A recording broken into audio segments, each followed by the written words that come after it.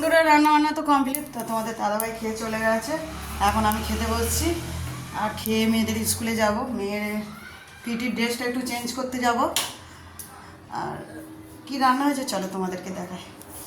আজ কিন্তু বাগান থেকে ডাঁটা তুলে এনেছিলাম, নোটে চাপা নোটে ডাঁটা। সেই ডাঁটা দিয়ে মাছের ডিম দিয়ে বেগুন কচু আলু দিয়ে একটা তরকারি করেছিলাম। আর করেছি ওলের তরকারি, ওল দিয়ে মাছের ঝোল।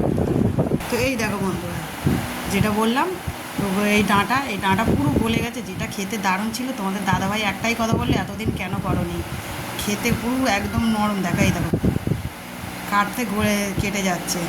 মাছের ডিম কচু দিয়ে করেছি, আর এদিকে দেখো ওল দিয়ে মাছ দিয়ে ঝোল করেছি। তো ওলটা খুব সুন্দর গলে গেছে পুরো। আমাদের কী রান্না হয়েছে তোমাদেরকে জানিয়ে দিলাম, তোমাদের কী রান্না হয়েছে অবশ্যই জানাতে ভুলো না। আর দেখো এখন একা একা খেতে বসছে। তো মেয়ে তো স্কুলে গেছে তোমরা জানোই।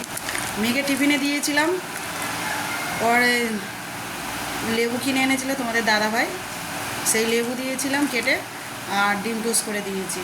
তো মেয়ের টিফিন নিয়ে আসবে সেই 5টার পরে। আর মেয়েদের স্কুলে যাব, স্কুলে গিয়ে স্কুল ড্রেসটা চেঞ্জ করে আসবো। তো বন্ধুরা অনেক কথা হয়ে গেল, পরে আবার কথা হবে। টাটা বন্ধুরা, খাওয়া হয়ে যাক।